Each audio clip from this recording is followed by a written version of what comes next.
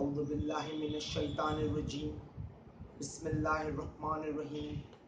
इन्ना माअल उसरी युस्रा। इन्ना माअल उसरी युस्रा। सलवात। अल्लाहुम्मा सल्ली अला मुहम्मद व आले मुहम्मद व अज्जिल फरजहम। Respected everyone, Assalamu alaikum wa rahmatullahi wa barakatuh. एक बार एक कबूतर एक दीवार पर बैठा हुआ था। अच्छा, उसके पहले आप आगे आ जाओ। आइए। तो एक बार एक कबूतर दीवार पे बैठा हुआ था, ठंडी हवा का मजा ले रहा था। सडनली उसने देखा कि दूर से एक बिल्ली उसका शिकार करने आ रही थी। कबूतर ने क्या किया? कबूतर ने अपनी आंखें बंद कर दी। कुछ ही देर बाद क्या हुआ? कुछ ही देर बाद बिल्ली आई और उसने झपट लिया और वो कबूतर बिल्ली का फास्ट फूड या लंच हो गया। अब हम जब ये सुनते हैं तो हमें हंसी आती है कि कितना नादान कबूतर था। उसे लगा कि अगर असलियत के सामने आंखें बंद कर देगा तो जस्ट बिकॉज वो उस चीज को नहीं देख सकता तो उसे लगने लगा कि उसका मतलब वो चीज है ही नहीं। करेक्ट? उसने किया क्या था? उसने एक सच्चाई से आंखें फेर ली। तो उसे लगा अगर मैं प्रॉब्लम को नहीं देख सकता तो प्रॉब्लम भी मुझे नहीं देख सकता। अब वो तो कबूतर था जिसने नादानी की। कभी कभी इंसान यही नादानी क्यों करता है? लाइफ की एक बहुत बड़ी सच्चाई है। क्या है? कि लाइफ आइसक्रीम नहीं है, लाइफ गेम नहीं है। जिंदगी क्या है? जिंदगी एक इम्तिहान है। ये एक बड़ा एग्जामिनेशन हॉल है जहां अल्लाह सुब्हानहू व तआला वो टीचर है जो हमारी एग्जाम ले रहे हैं। आप 10th की एग्जाम दे के आए हो, राइट? ये सिर्फ एक पल था आपकी लाइफ का जो आपने दिया, बट रियलिटी है, लाइफ की जो रियलिटी है कि ये बड़ा एग्जामिनेशन हॉल है जहाँ जिस दिन से आप पैदा हुए और जिस दिन तक आप जिंदा रहोगे आपको एग्जाम लिखनी है। लेकिन हमने भी यही किया। हमें लगा कि अगर हम इस सच्चाई से मुंह फेर लेंगे तो हमें भी ये जिंदगी फिर एग्जाम नहीं रहेगी। लेकिन जिंदगी एग्जाम है और ये हमेशा ही रहेगी। असली क्या है पता है? नमक की फितरत में है नमकीन होना। अगर नमकीन होने को नमक से ले लोगे तो वो नमक नहीं रहेगा। शक्कर की फितरत में क्या है? मीठा होना, स्वीट रहना। अच्छा, अगर वो शक्कर से वो मिठास ही ले लोगे तो शक्कर रहेगी नहीं, कुछ और नाम देना पड़ेगा, शक्कर तो नहीं रहेगी। वैसे ही जिंदगी लाइफ की फितरत में है कि लाइफ बनी है हमारे इम्तिहान के लिए। और अगर इसमें से वालेकुम सलाम, इसमें से अगर हम इम्तिहान ही ले लेंगे तो लाइफ क्या है? वो लाइफ ही नहीं रहेगी। आप होली कुरान उठाइए, अल्लाह सुब्हानहू व तआला ने कुरान पे कम से कम 3 जगहों पे कहा लाइफ इज अ टेस्ट। मौला अली ने इसको एक हायर लेवल पे ले गए। मौला अली ने कहा जब तक जिंदा हो तब तक टेस्ट लेनी है, सिर्फ जब तुम्हारी मौत आएगी तब तुम्हारी ये टेस्ट खत्म होगी। अब जब 10th की एग्जाम लिखी तो हदफ ये था कि टीचर को जानना था कि तुम कितना जानते हो। लेकिन जब अल्लाह टेस्ट लेते हैं उसमें ये हदफ तो नहीं है ना। अल्लाह तो सब जानते हैं ना। ये भी जानते हैं जो तुम करते हो और ये भी जानते हैं जो तुम सीक्रेट्स रखते हो। ऑल नोइंग है, अल्लाह की एक सिफत है। अल्लाह इज ऑल नोइंग, यानी सब जानने वाला। तो ये जो एग्जाम अल्लाह ले रहा है लाइफ के थ्रू हमारी, इसमें अल्लाह को कुछ नहीं जानना है। सिर्फ एक का ही फायदा होना है, वो है हमारा फायदा। पहला बड़ा फायदा क्या है? पहला बड़ा फायदा है जो तुम्हारे ईयर आफ्टर को होगा। देखो, इंसान आया है इस दुनिया में अपनी जो ईयर आफ्टर में उसे वापस जाना है। हम क्या डिसाइड करते हैं? इन्ना लिल्लाहि व इन्ना इलैहि राजिऊन। खुदा से आए हैं, खुदा के पास जाएंगे। लेकिन जरूरी है ना कि कैसे जाओगे। जनाबे अबू ज़र जो रसूल अल्लाह के कंपेनियन थे, वो कहते थे जाना तो सबको है लेकिन डिपेंड करता है कैसे जाओगे। एक इंसान उस तरह जाएगा जैसे कोई एक आदमी है जो बहुत दिनों तक अपने घर वालों से दूर रहा और बहुत दिनों बाद अब मिलने आ रहा है, तो यहाँ भी मोहब्बत है और यहाँ भी मोहब्बत है, ये एक जाना होगा। तुम भी चाहते हो खुदा के पास जाने और खुदा भी रुका है तुम उसके पास आ जाओ, लेकिन एक दूसरा जाना भी है। वो कौन सा है? जनाब अबू जर कहते हैं वो इस तरह है जैसे एक भागा हुआ गुलाम अब पकड़ा गया है, अब उसे मालिक के पास लाया जा रहा है। अगर एक चोर को पुलिस के पास ले जाओगे तो क्या वो चाहत से जाएगा? तो जाना सबको है, बट डिपेंड करता है तुम कैसे जाओगे, किस कंडीशन में जाओगे। तो अल्लाह ने जो इम्तिहान, ये लाइफ में जो टेस्ट बनाई है, ये टेस्ट जिस तरह तुम दोगे उसका रिजल्ट डिसाइड करेगा तुम कैसे जाते हो अपने खुदा के पास। तुम्हारी जो ईयर आफ्टर में जो तुम्हारी पोजीशन है वो इन इम्तिहान डिसाइड करेगी।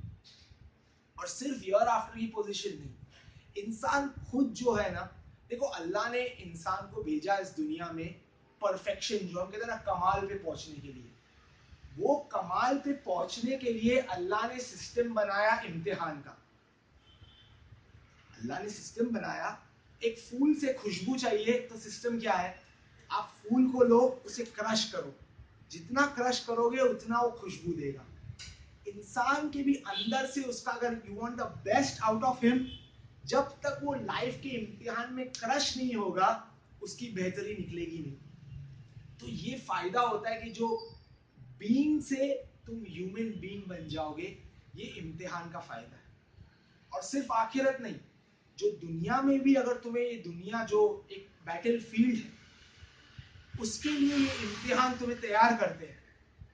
आपको पता है वर्ल्ड वॉर के टाइम पे एक कोई फेमस कंट्री थी जिनके सोल्जर्स एक शिप में थे और इनकी शिप दरिया में, सेंटर दरिया में खो गई थी। ना खाना था, ना उनके पास कोई साधन नहीं था, सॉल्टी वाटर में। अब उस शिप में जवान सोल्जर भी थे, हट्टे खट्टे, और बूढ़े भी। अब जब कुछ दिन बाद जब दूसरी टीम ने इनको ढूंढा और ये मिले, तो लॉजिक क्या कहती है कि इतने दिन भूखे और प्यासे खुली धूप में रहने से किसको मरना चाहिए? The old man, right? Logic कहती है कि ये वीक है, बट उल्टा हुआ। आपको पता है वो जवान मरे हुए मिले और ये बूढ़े जिंदा थे। फर्क क्या था? इनकी बॉडी वीक थी, बट इनके अंदर जो रूह है ना, जो असली बैटरी, वो बहुत स्ट्रांग थी। और वो कैसे स्ट्रांग हुई थी? वो लाइफ के ये इम्तिहान दे दे के। इन लोगों ने कई जंगें लड़ी थी। तो जितनी बार तुम पिच पे उतरोगे उतनी बार तो उतनी तुम्हारी बैटिंग अच्छी होगी, राइट? तो इसीलिए इन्होंने लाइफ के इम्तिहान दे देकर अब ये मेयार पे पहुंच गए कि बॉडी वीक थी, लेकिन टेस्ट ने इनकी ये बॉडी को भी चेंज, अलग रिएक्शन पैदा कर दिया इनकी बॉडी में। तो इतना जरूरी है कि ये इम्तिहान, ये सिफत है ये लाइफ की, कि अल्लाह ने तुम्हें भेजा ही दुनिया में है कि तुम्हारा इम्तिहान लेना है। देखो एक एग्जाम्पल समझो, एक क्रिकेटिंग कोच है। अगर एक कोच अपने प्लेयर पे मेहनत करता है, उसको जल्दी उठाता है, ज्यादा फील्ड में मेहनत कराता है, दो रीजन से मेहनत कराता है। एक क्या है? एक है ताकि उसका टैलेंट और बेटर हो, वो और अच्छा प्लेयर बने। और दूसरा क्या है? अगर उसमें कोई फ्लॉ है, एक कोई पुल शॉट है वो अच्छा नहीं खेलता, तो वो फ्लॉ भी निकल जाए। अल्लाह सुब्हानहू व तआला का भी यही हदफ है। अल्लाह वो कोच है और हम वो प्लेयर हैं। तो अल्लाह भी हमसे ये दो चीज चाहते हैं।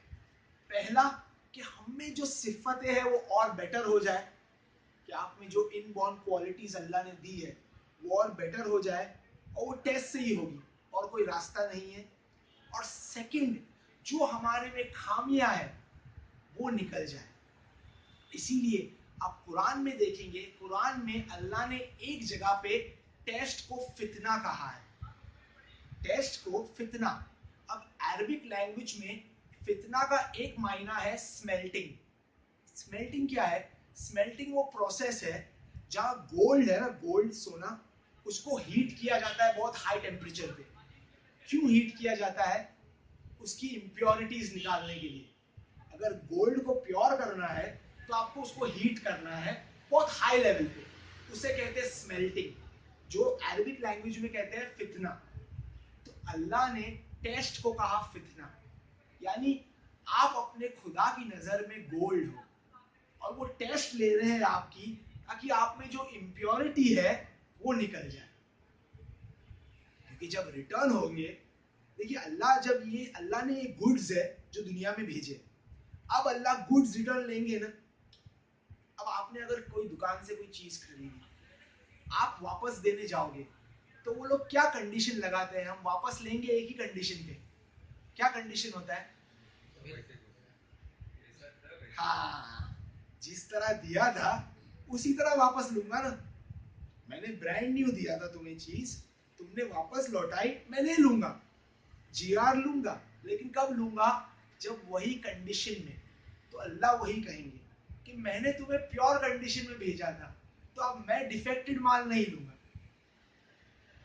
और वहां तो कोई चोर बाजार भी नहीं है जहां बेच सकोगे वो डिफेक्टेड माल। सिर्फ एक ही बाजार है जिसका नाम है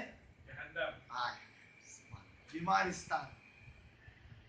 वो एक ही बाजार है जहाँ डिफेक्टेड माल जाता है, वहां सिर्फ प्योर गया है, प्योर आएगा। तो ये पूरा अल्लाह ने जो प्रोसेस बनाया, ये जो टेस्ट का ये लाइफ जो टेस्ट है, ये सिर्फ और सिर्फ इंसान के लिए बनाया। देखो, आपको पता है साइंस, बायोलॉजिस्ट कहते हैं, जब उन्होंने ये अर्थ को स्टडी किया, उन्होंने कहा कि जितनी चीजें हैं ये कायनात में, हवा से लेके पानी, जमीन की जो क्वालिटी है, जो हम खाना खाते हैं उसकी नरमी, वो हर चीज बनी है इंसान को सेंटर में रखते हुए। यानी अल्लाह ने ये सब जो खल्क किया, सब हमारे लिए खल्क किया कि हमारे काम आए। उसी तरह अल्लाह ने जो टेस्ट नाम की चीज, टेस्ट बोलो, ट्रायल्स बोलो, अजियत जो हम कहते हैं ना, जब अल्लाह अजियत देता है, ये सब भी जो बनाया है सिर्फ हमारे फायदे के लिए। अल्लाह का इसमें कोई फायदा नहीं है, हमारे फायदे के लिए, ताकि हम दुनिया में भी सक्सेस पाए और आखिरत में भी सक्सेस पाए। तो एक क्वेश्चन, क्या ऐसा हो सकता है कि किसी का अल्लाह इम्तिहान नहीं ले? अमली ने कहा कि नहीं, जब तक जिंदा हो तब तक इम्तिहान लिया जाएगा। लेकिन कुछ ऐसे लोग हैं जिनका अल्लाह इम्तिहान नहीं लेते हैं, एंड पहले ही दुआ कर लो कि तुम उनमें से नहीं हो। एक स्टोरी सुनो। एक बार एक आदमी रसूल अल्लाह को डिनर पे इनवाइट करता है। रसूल अल्लाह जाते हैं उसके घर पे। अब रसूल अल्लाह एक अजीब मंजर देखते हैं। वो देखते हैं कि एक, जैसे कि एक एज है जिसपे से कोई चीज गिरने वाली है, लेकिन वो गिर नहीं रही, अटकी हुई है लेकिन गिर नहीं रही। उसे गिर जाना चाहिए, जो नॉर्मल लॉ है, जो ग्रेविटी है, गिरना चाहिए। तो रसूल अल्लाह सरप्राइज थे। तो ये आदमी आया, उसने कहा या रसूल अल्लाह क्या हुआ? रसूल अल्लाह ने ताज्जुब किया उस वाक़ये पे। तो उसने कहा ये कुछ नहीं है, खुदा ने लाइफ में मेरा कभी इम्तिहान नहीं लिया, मुझे छोटी से छोटी अल्लाह ने अजियत नहीं दी है। अब हम ये सुनते तो हम क्या करते? पहले ही आदमी को गले लगाते, कहते भाई जो भी मौलाना ने तस्बीह दी है तुझे, वो तस्बीह हमें भी दे दी। 100 बार तूने पढ़ी, हम 110 पढ़ लेंगे। घी गया किधर, बोलते ना खिचड़ी में। रसूल अल्लाह ने क्या किया पता है? He just walked out. वो निकल गए वहां से। यानी क्या?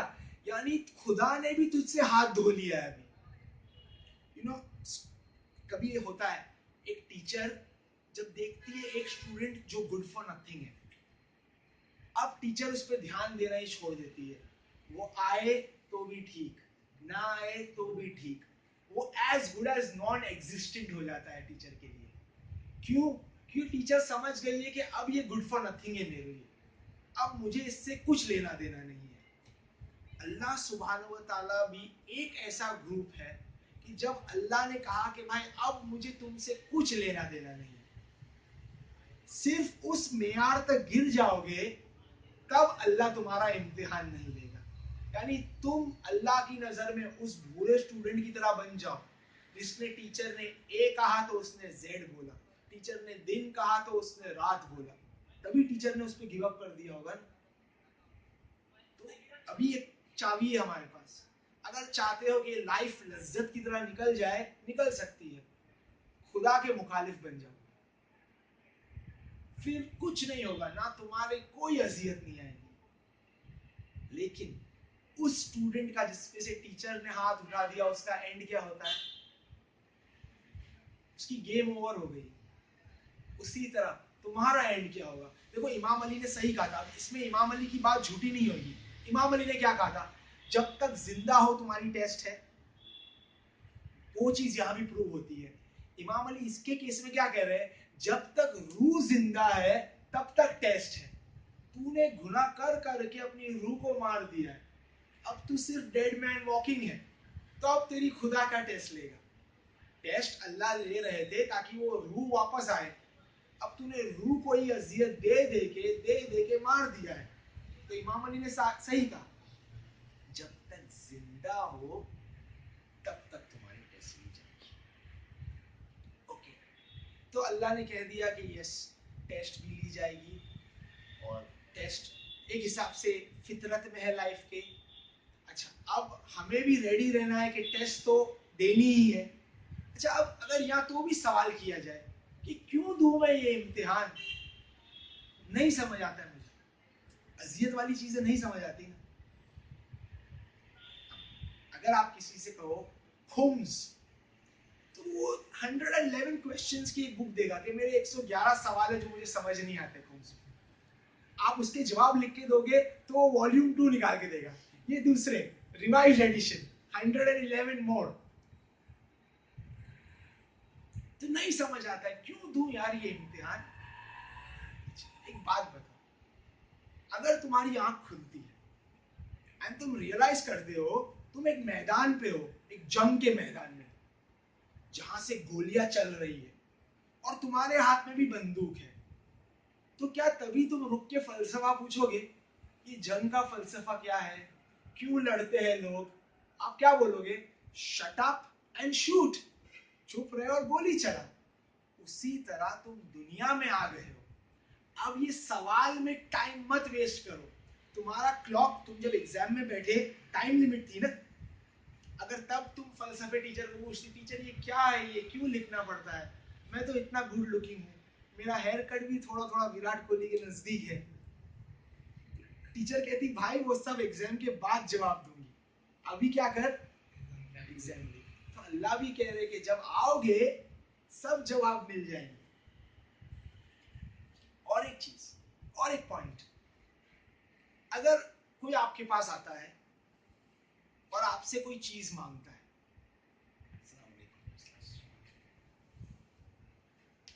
कोई आता है और आपसे कोई चीज मांगता है, तो आप कहते हैं क्यों दूं?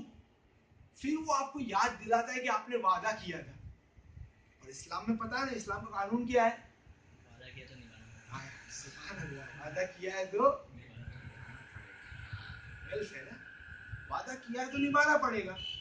तो अगर वो इंसान आपको याद दिलाता है कि अरे तुमने वादा किया था, तो तुम क्या कहोगे? अरे वादा किया है तो निभाऊंगा। वैसे ही क्या ये नहीं हो सकता कि दुनिया में आने के पहले तुमने अपने खुदा को वादा दिया था कि ये इम्तिहान दोगे, और अगर रोजे मैशर कंप्लेन करोगे कि क्यों दे रहा था मैं, और अगर अल्लाह वो वादा याद दिला देंगे, फिर क्या करोगे? फिर निभाना पड़ेगा, लेकिन मौका मिलेगा निभाने का। सबसे बड़ी दुआ जो जहन्नम में जाएंगे लोग, उनकी क्या रहेगी पता है? कि अल्लाह एक चांस और दे दे, है ना। आरटीओ जब बिगर हेलमेट पकड़ता है हमें, हम क्या कहते हैं? साहब एक चांस दे दे। जितनी इज्जत अपने माँ बाप से हम प्यार से बात नहीं किए होंगे सुबह को ना, उतना उस ऑफिसर को मिल जाती है, एक चांस दे दो सर। अच्छा, वो तो 50, 100, 150 डिपेंडिंग उसके टारगेट वो दिन के क्या है उसमें मान जाता है, बट वहां पे वैसा नहीं होगा। एक ही इनिंग है तुम्हारे पास। स्वामी सुखबोधानंदा, सुना है उनको? अच्छे आलिम है, very well spoken and he writes well as well. आप यूट्यूब पे, अभी तो आपकी छुट्टियां हैं, बहुत अच्छा टाइम है ये सब एक्सप्लोर करने के लिए, उनके लेक्चर्स सुनना। स्वामी सुखबोधानंदा, ऑरेंज कपड़े पहनते स्वामियों के, बट उनको बुलाया जाता है, बड़ी बड़ी जो मल्टीनेशनल एमएनसीज है वो उनको बुलाती है लोगों से बात, अपने स्टाफ से बात करने, यूथ के लिए एक अमेजिंग स्पीकर है।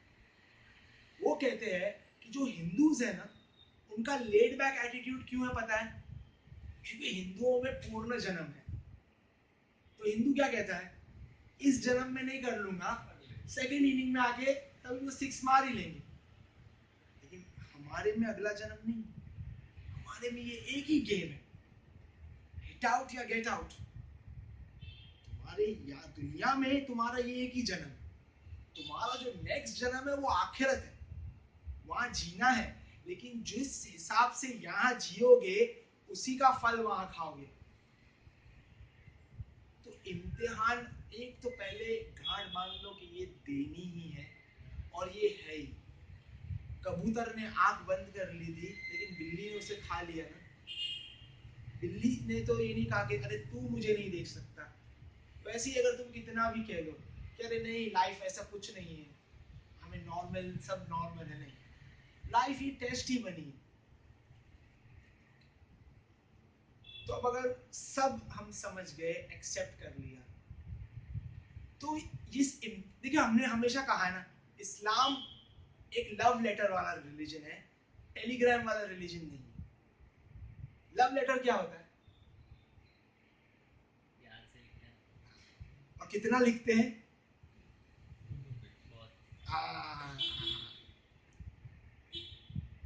एग्जाम में नहीं लिखते। गाय हमारी माता है, आगे कुछ नहीं आता है, यही लिख के आएगा। लव लेटर, इस्लाम लव लेटर है, यानी तुम लिख, डिटेल्ड रिलीजन है। मेरा मायना ये है लव लेटर का। लव लेटर क्या होता है कि पूरी फेहरिस्त लिख दोगे कि क्या क्या तेरे लिए कर सकता हूं, सब फ्यूचर टेंस में। टेलीग्राम क्या होता है? एक लाइन। इस्लाम लव लेटर वाला रिलीजन है, यानी हर चीज तुमको डिटेल में बताएगा। सिर्फ इस्लाम ने ये नहीं कहा दुनिया में जाओ, इस्लाम ने बताया दुनिया में क्यों जाओ, क्या है दुनिया में तुम्हारा हदफ, क्या क्या तुम्हें मुश्किलातें आएंगी। फिर अब इस्लाम ने उन मुश्किलातों को कैसे फेस करना है। अब ये लेते हैं कि अगर हमें टेस्ट देनी ही है, तो क्या पॉइंट्स हमें अपनी लाइफ में लानी पड़ेगी जिससे हम ये मिशन पे पास हो सके। एंड रिमेम्बर, ये बहुत बड़ा मिशन है। अगर फेल हो गए तो नो डाउट, नो डाउट, जो फेल है उसके लिए जहन्नम है, जो पास है उसी के लिए जन्नत। तुम पास परसेंटेज लाओ, फिर तुम पहचान लगा के प्रमोशन ले सकते हो। लेकिन फेल हो जाओगे, उसको पास नहीं किया जा सकता। तुम कम मार्क्स ले आओ, थोड़ी पहचान लगा लोगे, थोड़ी शफात ले लोगे, थोड़ा प्रमोशन ले पाओगे। बट फेल हो जाओगे। लेट्स सी इस्लाम का प्लान ऑफ एक्शन। पहला, इस्लाम क्या कहता है कि अपने आप से एक सिंपल सवाल करो कि भाई मेरा हदफ क्या है।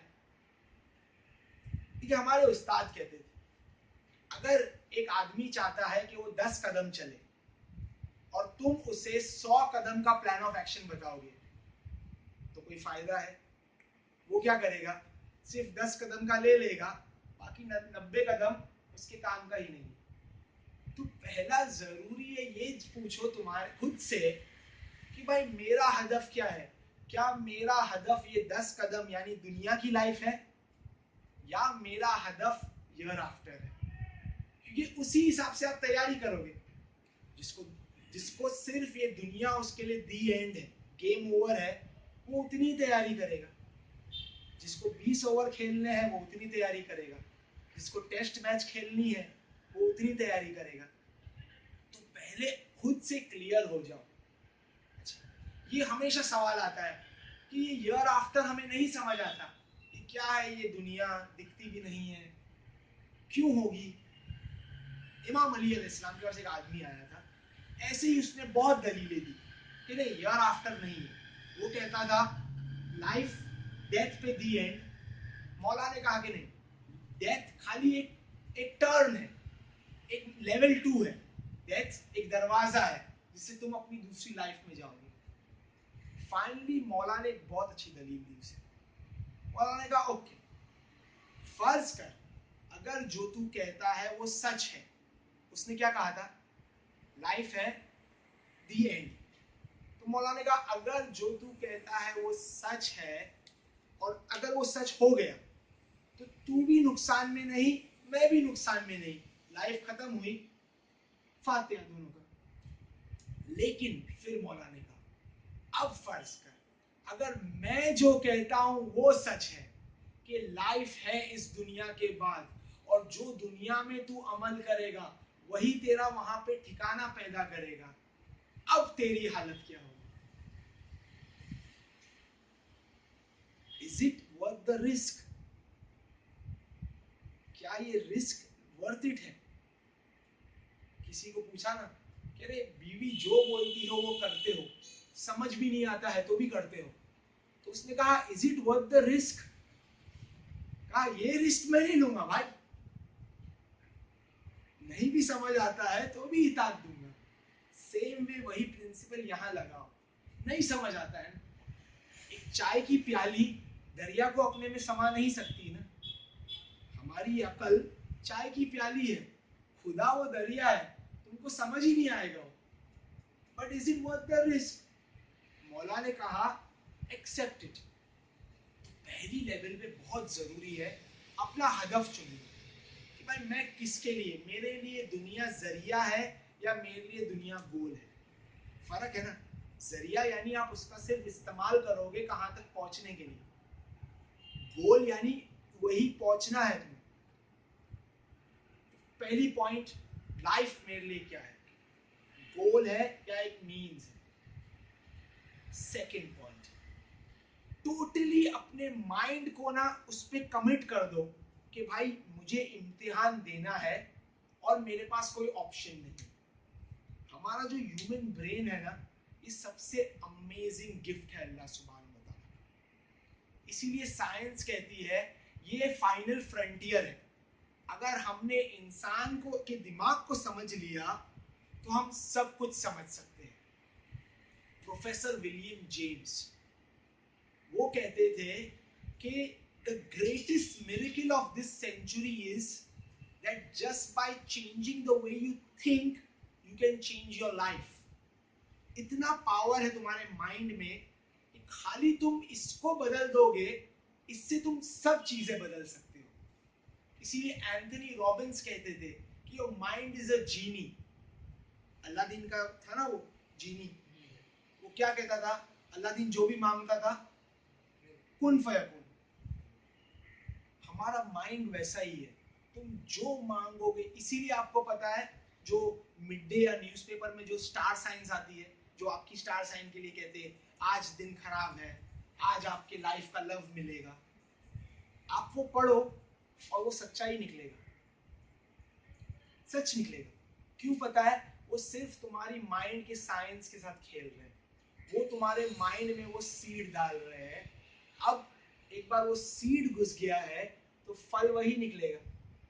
अगर वो तुम्हें कहता है कि तुम्हारा दिन खराब जाएगा, तुम्हारा माइंड सिर्फ ढूंढ रहा है खराब खराब खराब, और मिलेगा क्या?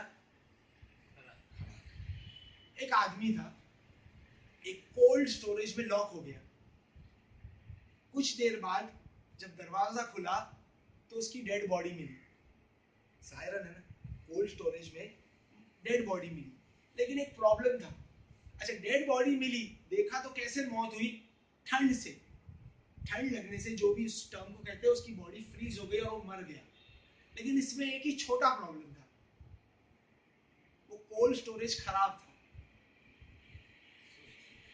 उसकी सोच कि मैं एक कोल्ड स्टोरेज में बंद हूँ। कोल्ड स्टोरेज मतलब ऐसी जगह जहाँ बहुत ठंडक है। बहुत ठंडक यानी मुझे ठंडी लगेगी, यानी मैं मर जाऊंगा, यानी मैं मर गया। ये फैक्ट है ना। एंड ये कोई वर्ड्स नहीं, ये सिर्फ ये जो मैं आपको कह रहा हूँ, ये कोई कुछ ये कहाँ से लाया, कोई पैदा नहीं हुआ है, ये सिर्फ बुक्स में से है। आप बुक्स उठाओ, बुक्स में से पढ़ो। एंड ये स्कॉलर्स है, कोई भी बुक थोड़ी लिख सकता है। ये कोल्ड स्टोरेज का जो मैंने एग्जांपल दिया, ये डॉक्टर दीपक चोपड़ा है, वेस्ट के बहुत बड़े Indian born doctor, amazing writer. मेरे टीचर एक कहते थे कि हमेशा बेस्ट स्कॉलर्स को पढ़ा करो, उससे फायदा क्या होगा, उनके पूरे इल्म का एक्सेस तुम्हें मिल जाएगा। अब डॉक्टर दीपक चोपड़ा ने डॉक्टरी की है, उन्होंने हजारों किताब पढ़ी है, 10 बेस्ट सेलर्स लिखी है। अब जब आपने उनकी एक किताब पढ़ी तो आपने पूरा उनके इल्म का एक्सेस आपको मिल गया। तो यही पावर है रीडिंग का। तो ये है तुम्हारे माइंड का पावर, कि तुम्हारे माइंड को अगर एक गोल पे ले आओगे ना कि मेरे पास कोई ऑप्शन नहीं है, तुम अपने माइंड को कह दो कि भाई हमें दुनिया में इम्तिहान देना ही है और हमें इस इम्तिहान में पास भी होना है, फिर देखना आपका माइंड कैसे रिजल्ट्स देगा। आपको और एक स्टोरी बताता हूं। इस्लाम एक वक्त था जब ग्रो हो रहा था, जब इस्लाम ने स्पेन को कॉन्कर किया, तब इस्लाम का जो जनरल था, जनरल कहते हैं ना आर्मी का, उसका नाम था तारिक इब्न जियाद। उसे भेजा गया था स्पेन, वो शिप से गया था छोटी सी आर्मी लेके। वो जंग करने नहीं गया था, वो क्या करने गया था, सिर्फ रेकी करने, कि ये देखूं कि वहां के हालात क्या है, उनकी आर्मी में कितनी कुव्वत है। अब जब तारिक वहां पे पहुंचा तो उसने देखा कि ये सही वक्त है अटैक करने का। उसने देखा कि अब ये लोग इतने तैयार नहीं है स्पेन की आर्मी, लेकिन अगर वो जाता वापस आर्मी बुलाने तब तक देरी हो जाती। अगर वो अपने लोगों को कहता कि लड़ो, तो वो लोग कहते भाई हम तो सिर्फ रेकी करने आए थे, हमारे पास इतनी एम्यूनेशन भी नहीं, बेसिक एम्यूनेशन के साथ आए। तो उसने क्या किया पता है, जितनी शिप्स आई थी ना, वो लोग जितनी शिप में आए थे सारी शिप्स को आग लगा दी,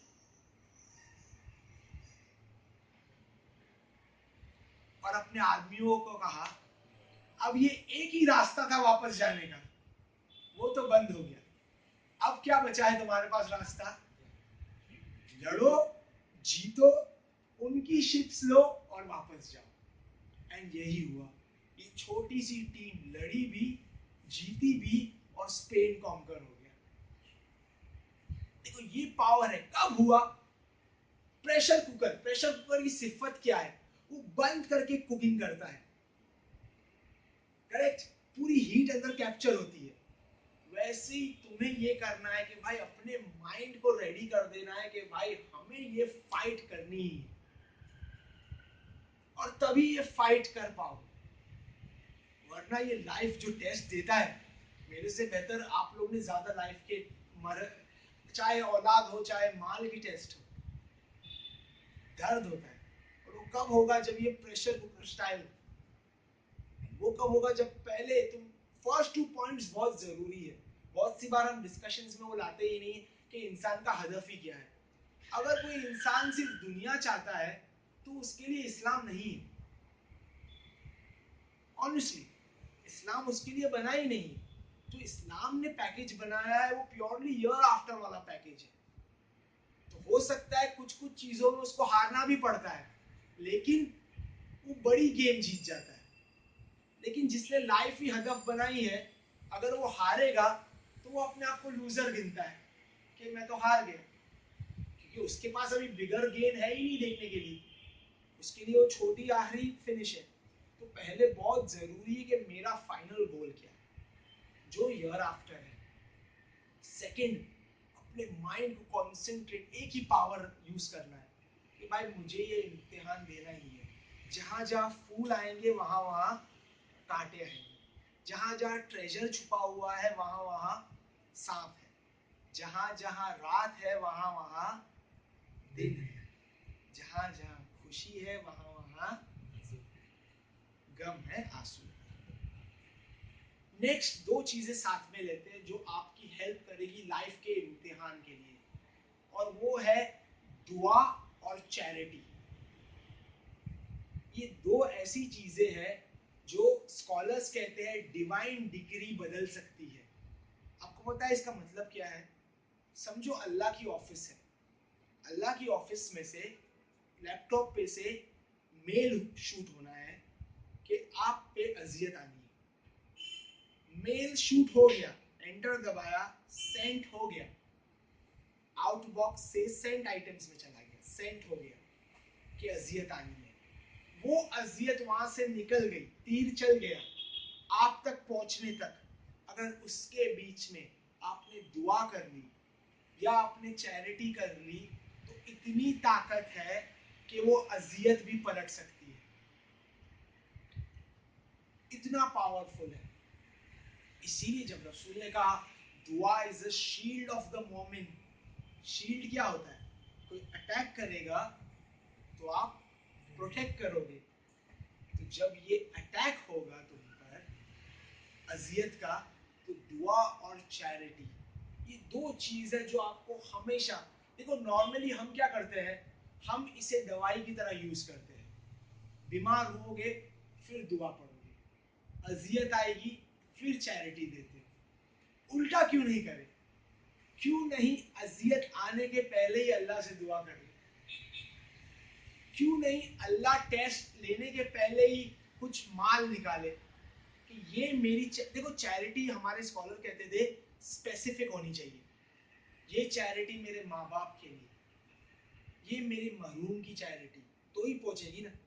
जब तक लिफाफे पे एड्रेस लिखोगे नहीं तो पहुंचेगा कैसे? सेम वे एक चैरिटी होनी चाहिए, या अल्लाह ये चैरिटी दे रहा हूं इसलिए ताकि मैं टेस्ट और आफतों से मैं बच सकूं। तो दुआ और चैरिटी, ये दो चीज लानी। एंड लास्टली और इम्पोर्टेंटली, तुम्हें याद रखना है कि तुम अकेले नहीं हो। अल्लाह ने तुम्हारी टेस्ट लेनी है पर तुम्हें अकेला नहीं छोड़ा।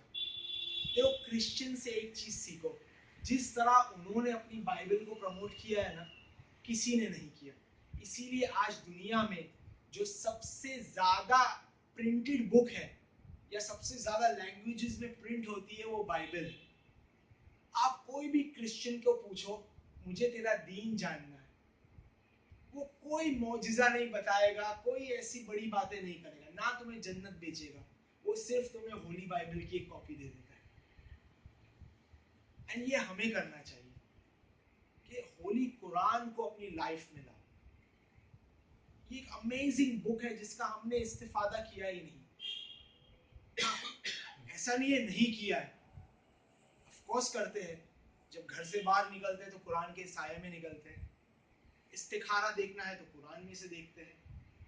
बट कुरान उसके लिए तो नहीं बनी थी ना, वो तो फायदा है, उसका पर्पस थोड़ी है। कुरान का पर्पस था इंसान को गाइड करने के लिए। तो लास्ट पॉइंट क्या थी कि तुम अकेले नहीं हो। कुरान के फ्यू रेफरेंस वर्सेस है जो अमेजिंग है, जो आप जब खुद की कुरान होगी ना, और हर इंसान के पास खुद की कुरान होनी चाहिए। एक आपको छोटी स्टोरी बताता हूँ, थोड़ी मतलब गंदी स्टोरी है बट दर्स है, दर्स ले सको तो लेना, मुझे भी किसने बयान की थी। एक आदमी था, एक आलिम आदमी था जिसकी लाइफ में बहुत आगे निकल गए वो। तो उनको पूछा कि सीक्रेट क्या है, तो उन्होंने कहा मेरा सीक्रेट है कि मैंने अपने लिए खुद एक कुरान खरीदी, मेरी खुद की कुरान। ये खुद की कुरान लेना ही मेरी लाइफ को चेंज कर दिया। फिर उसने बताया कि कैसे उसने खुद की कुरान ली। वो कहता है जब मैं यंग था, यूथ था, मैं एक दूसरे उस्ताद को मिला था। तो उस्ताद ने मुझे पूछा कुरान है, तो मैंने कहा है ना, हमारे घर में है, मैं भी यूज करता हूँ, घर वाले भी यूज करते हैं। तो आलिम ने पलट के पूछा कि जब चड्डी पहनते हो तो खुद की पहनते हो कि शेयर करते हो सबके साथ? अब जब मैंने भी ये स्टोरी सुना ना, मेरा अटेंशन वो चड्डी वाली बात पे गया। तो मुझे बताने वाले ने कहा कि वो मत सोच, तू एग्जाम्पल का मतलब सोच कि जब ऐसी चीज इंसान खुद के लिए ले लेता है, जब ऐसी चीज दूसरे से शेयर नहीं करता, तो होली कुरान हर इंसान के पास खुद की क्यों नहीं होनी चाहिए? एग्जाम्पल भूल जाओ, मैं ये एग्जाम्पल 2-3 दिन से रिफ्लेक्ट कर रहा था क्योंकि मेरे टीचर ने मुझे कहा था कहा था जब प्रिपेयर करते हो तो क्या करते हो, तो मैं कहा वो सब सोचता हूँ जो जो मुझे बोलना चाहिए। कहा टाइम स्पेंड करो वो चीजों पे जो तुम्हें नहीं बोलनी चाहिए। तुम्हें टाइम स्पेंड करना चाहिए उन चीजों पे जो तुम्हें नहीं बोलनी चाहिए लोगों को। तो मैंने बहुत रिफ्लेक्ट किया, बट मैंने सोचा कि नहीं, मेरा फायदा हुआ था वो एग्जाम्पल सुन के। तो मैं सोचा मेरा काम है आप तक इंफॉर्मेशन लाना, राइट। मैं जो दे रहा हूँ जो मुझे काम आया, मैंने सीखा, आपको इंफॉर्मेशन दी। तो ये एग्जाम्पल मुझे इंस्पायरिंग लगा। आपको अच्छा लगा तो ले लो, नहीं लगा तो रिजेक्ट इट ना। कोई वाजिब थोड़ी है जो मैं हर कहूंगा आपको अच्छा लगना चाहिए। जो अच्छा लगा एक्सेप्ट इट, नहीं लगा मूव ऑन, नेक्स्ट पॉइंट पे आते हैं। पॉइंट क्या थी, खुद की कुरान होनी चाहिए। और जब खुद की कुरान होगी तो फिर ऐसी कुरान होगी। आप मेरी कुरान देखिए, राइट फ्रॉम पेज 1 टू आप हर पेज पे आएंगे, उसमें मार्किंग्स है, हर कलर है, आपको ग्रीन ब्लू पिंक मिलेगा। कब मैंने मार्क किया, जब ये मेरी खुद की थी ना। मस्जिद की कुरान में मार्क नहीं कर सकता, घर की कुरान में मार्क नहीं कर सकता, तो कुरान से कुछ वर्सेस लेते हैं। चैप्टर 2 सूरह बकरा है ना, चैप्टर 2 सबसे लंबा सूरा है, पता है तुम्हें कितनी आयत है उसमें? 286 यार। तुमने, मैंने पहला सवाल पूछा तुम्हें और तुमने मुझे जवाब दे दिया। तो यार कुरान कहती है ना कि अच्छाई का रिटर्न अच्छाई होती है। तुमने अच्छाई करके जवाब दिया, तो रिटर्न में मुझे भी कुछ अच्छाई करनी चाहिए। अब मेरे पास तो एक ही अच्छाई होती है देने की। अरे लेने के पहले थैंक यू। इल्म गैब है तुम्हारे पास। ये तो मेरे काम का पेपर है, ये हटा देता हूँ। ये मेरे बच्चे की पेंसिल है, ये भी हटा देता हूँ। ये बुक आपके लिए है, Robin Sharma, easy to read, easy to understand, but read. Okay, तो ये आपका हदिया है। You earned it basically. मैंने सवाल पूछा, जवाब नहीं देते तो मैं तुमको सुनाता, थोड़े ताने मारता। अल्हम्दुलिल्लाह तुम क्या बैल्कनी में से स्टॉल आए, तुम्हारा फायदा हो गया। ओके, 286 ला युकल्लिफुल्लाहु नफ्सन इल्ला वुस्सहा। पहले अल्लाह कहते हैं मैं उतना ही वजन दूंगा तुम्हें जितना तुम उठा सकते हो, इम्तिहान उतना ही लूंगा जितना तुम्हारे में कुव्वत है। चैप्टर 3 सूरह आले इमरान वर्स नंबर 160, यंसुरकुमुल्लाहु फला गालिबकुम।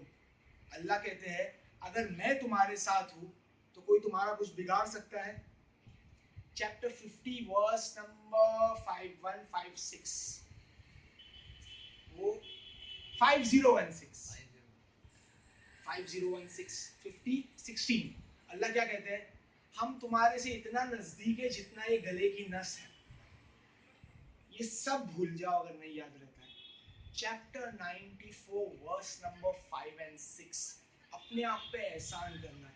लर्न मत करना, नो प्रॉब्लम, ये आयत लिख लेना एक बार जाके, सिर्फ लिखना, तुम्हारे में लॉक हो जाएगी वो। क्या, दो आयत है चैप्टर 94, देखो इजी है निशानी, 9456 456, इन्न माअल उसरी युसरा। सेकंड आयत क्या पता है, सेम। आप कुरान उठाइए, दोनों आयत सेम है। अल्लाह सुब्हानहू व तआला एक ही बात दो बार बोल रहे हैं। देखिए हम रिपीट कब करते हैं, जब सामने वाले को शक होता है ना कि ये झूठ बोल रहा है। अरे प्रॉमिस तेरा पैसा लौटा दूंगा, अरे मदर प्रॉमिस दी। अल्लाह को रिपीट करने की जरूरत है, अल्लाह रिपीट कर रहे दो बार। क्या रिपीट कर रहे पता है, कि मुसीबत के साथ मेरी हेल्प आएगी। फिर वापस, जस्ट इन केस तुमको डर लगती है ना, मुसीबत टेस्ट के साथ क्या आएगी, मेरी हेल्प आएगी। अच्छा, एक जोक नॉर्मली लोग कहते हैं ना, इंडियन पुलिस कब आती है? जोक के है ना, लोगों का जोक है। इंडियन पुलिस कब आती है? क्राइम के बाद, मौका वारदात के बाद। अल्लाह सुब्हानहू व तआला इसमें क्या कह रहे हैं कि मैं इंडियन पुलिस नहीं हूं। इन्ना मा मींस विथ। अल्लाह ने ये नहीं कहा टेस्ट दूंगा फिर आऊंगा। देखो कितना ग्रामर, अल्लाह ने दकी ग्रामर यूज किया। अल्लाह कह रहे टेस्ट के साथ ही मेरी हेल्प आ रही है। आई एम विथ यू, तुम अकेले हो ही नहीं। तो इतनी अमेजिंग चीज है ये टेस्ट जो अल्लाह ने दी है। और और ये टेस्ट हमें देनी ही है। एंड अहलुल बैत जो हमारे, ये लास्ट पॉइंट पे कंक्लूड करते हैं, अहलुल बैत की जो लाइफ थी वो बेहतरीन एग्जाम्पल है हमारे लिए। आज जिस ग्रेट पर्सनालिटी की वफात है, जनाबे उम्मुल बनीन, जो हजरत अब्बास की मम्मी थी, अल्लाह ने उनकी कैसी टेस्ट ली, एक नहीं उन्होंने 4 औलादें दी थी।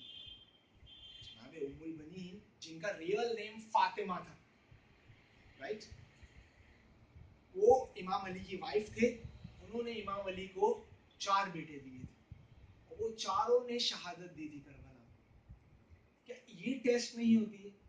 बट वो जानते थे, ये जो पूरा डिस्कशन है, ये टेक्निकली वो सब चीजें जानते थे कि उनका हदफ क्या था, वो जानते थे दुनिया में क्यों आए हैं, इसीलिए इतनी आसानी से उन्होंने एक नहीं 4 दिए। और कैसे 4 दिए? आप करबला की हिस्ट्री उठाइए, सिर्फ हजरत अब्बास की लाइफ ले लीजिए, मौला अब्बास का सैक्रिफाइस कम था। नॉर्मली हम पूछते हैं कि जब कोई ग्रेट पर्सनालिटी मासूम की शहादत होती है क्या करना चाहिए? सबसे इजी है, वो एक दिन कोई तो तरीके से उनको याद करो। एंड एक अच्छा तरीका है याद करना, इस लेडी को करना है ना, तो आपको पता है, बहुत मुझे नहीं पता था, मौला अब्बास ने ना करबला पहुंचने के पहले मक्का में खाने काबा में एक खुतबा दिया था। ये मुझे नहीं पता था।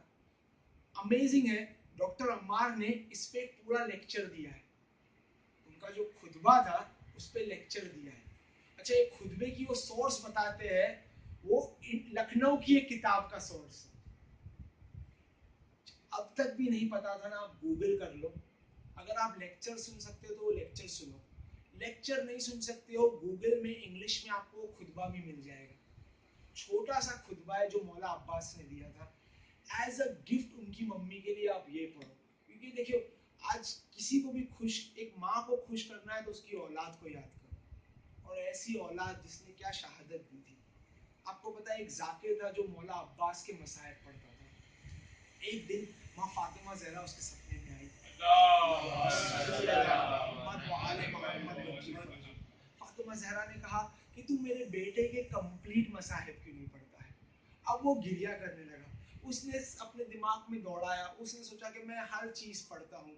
मौला अब्बास प्यासे थे, एंड तक मौला अब्बास ने पानी नहीं पिया, मौला को कितनी ज़रबतें लगी, मैंने हर चीज़ पढ़ी, मौला के आँख में तीर लग चुका था, मैंने वो भी चीज़ पढ़ी।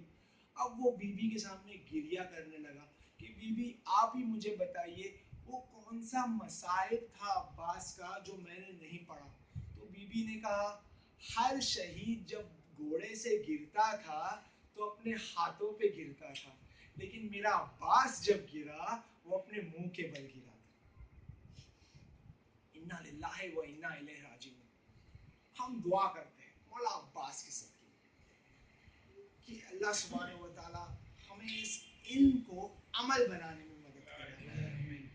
हम दुआ करेंगे जल्द से जल्द इमाम मेहदी अलैहिस्सलाम का ज़हूर हो जाए। हम दुआ करेंगे एक सूरतुल फातिहा पढ़ के, लेकिन उसके पहले 3 टाइम्स अम्मा यर्जुल पढ़ते हैं।